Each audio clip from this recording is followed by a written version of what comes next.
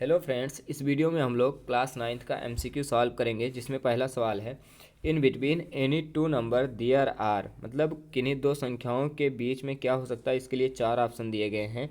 पहला ऑप्शन है only one rational number, मतलब केवल और केवल एक रेशनल नंबर हो सकता है। दूसरा ऑप्शन है मैनी रेशनल नंबर, मतलब एक से अधिक कुछ संख्याएं हो सकती हैं, यानी कुछ रेशनल नंबर हो सकते हैं।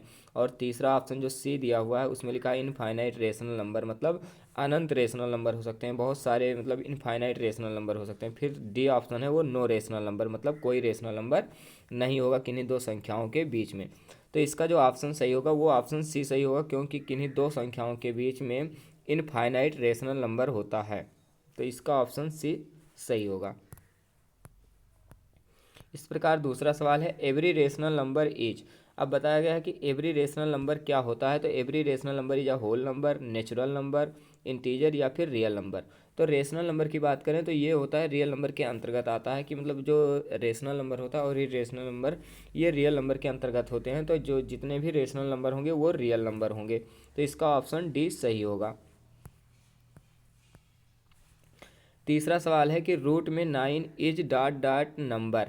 अब यहाँ फिल करना है डॉट डॉट में कि क्या हो सकता है। तो पहला ऑप्शन दिया है रेशनल नंबर, इरेशनल, फिर नाइदर रेशनल आर इरेशनल, फिर नन ऑफ एबव, मतलब इनमें से कोई नहीं।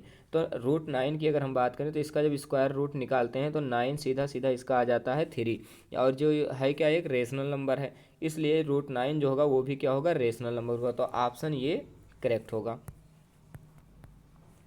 इसके बाद का सवाल है कि विच of the following is an irrational number, मतलब इसमें बताना है कि इनमें से कौन सा इरेशनल नंबर है।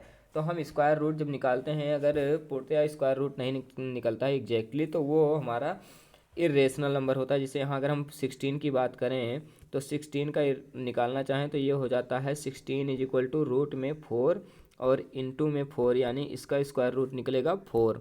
तो ये तो हमारा रेशनल नंबर हो गया। और इसी प्रकार अगर हम 12/3 की बात करें, रूट में 12/3 जो है, तो इसका भी अगर स्क्वायर रूट निकालें तो निकलेगा आसानी से, क्योंकि 12/3 इज इक्वल टू हम लिख सकते हैं रूट में 3 से इसको डिवाइड करेंगे तो 4 आएगा, और 4 का स्क्वायर रूट 2 होता है।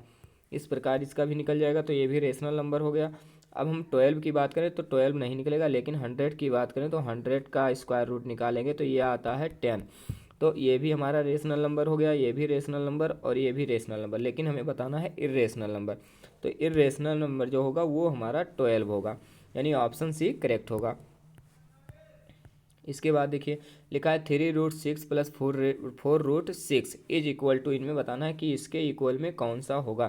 तो यहाँ पर अगर हम बात करें तो 3√x अगर कहीं लिखा है इस प्रकार, और प्लस में 2√x, अगर यहाँ पर रूट में जो संख्याएं होती हैं वो सेम सेम होती हैं, तो उसके आगे रूट के आगे जो संख्याएं होती हैं और बीच में प्लस या माइनस हो तो उन संख्याओं को आपस में ऐड करके रूट में जो है उसको एक बार लिख दिया जाता है, यानी कि 3 और 2 मिलकर के 5√x।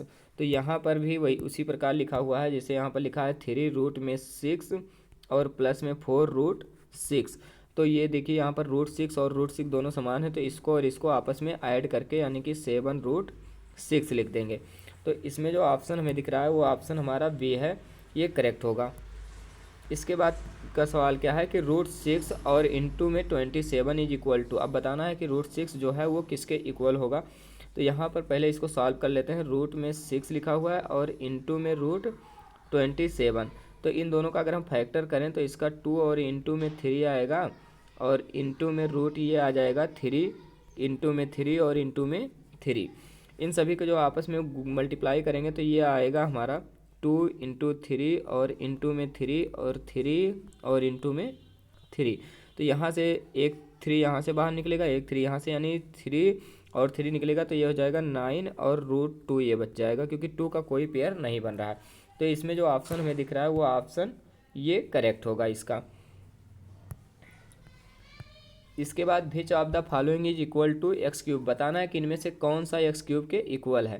तो x³ के इक्वल बताना है। अब यहाँ पर सॉल्व करेंगे तो x⁻6 माइनस x⁻3, इसको सॉल्व नहीं कर सकते, ये ऐसे का ऐसे रहेगा। या फिर इसको अगर हम सॉल्व करना चाहें तो ऐसा कर सकते हैं कि x³ कॉमन ले लेंगे, तो यहाँ से बचेगा x² - 1, ठीक है। लेकिन और तो ये आएगा नहीं x³ के। दूसरा अगर हम सॉल्व करें x⁻ 6 को। तो एक्स के पावर 6 इंटू एक्स के पावर 3, जब बेस सेम होता है दोनों का तो पावर आपस में ऐड हो जाते हैं, जब बीच में मल्टीप्लाई हो या फिर इंटू लिखा हो। तो एक्स के पावर ये हो जाएगा 6 प्लस में 3 यानी कि एक्स के पावर 9।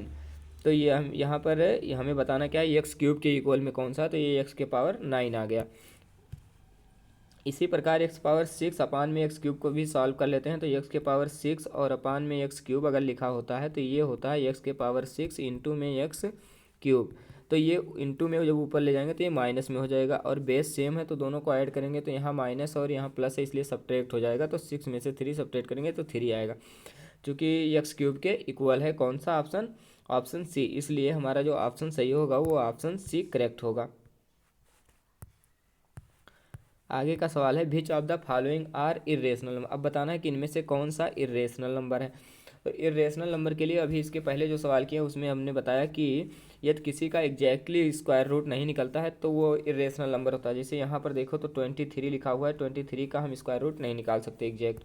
तो उसके बाद लेकिन जो ऑप्शन बी है उसका निकल जाएगा, इसका आ जाएगा हमारा 15 आ जाएगा। और ये देखिए अगर दशमलव में कुछ दूरी तक जाने के बाद अगर कट जाता है तो भी वो रेशनल नंबर होता है, और या फिर दशमलव के बाद कुछ संख्याएं तक चलते हुए उसके बाद संख्याएं जब रिपीट होने लगो तो भी वो रेशनल नंबर होता है। लेकिन यहाँ पर अगर एक संख्या ऐसा है जो 23 है, इसका स्क्वायर रूट नहीं निकलेगा इसलिए इरेशनल नंबर होगा। तो ऑप्शन ये करेक्ट होगा।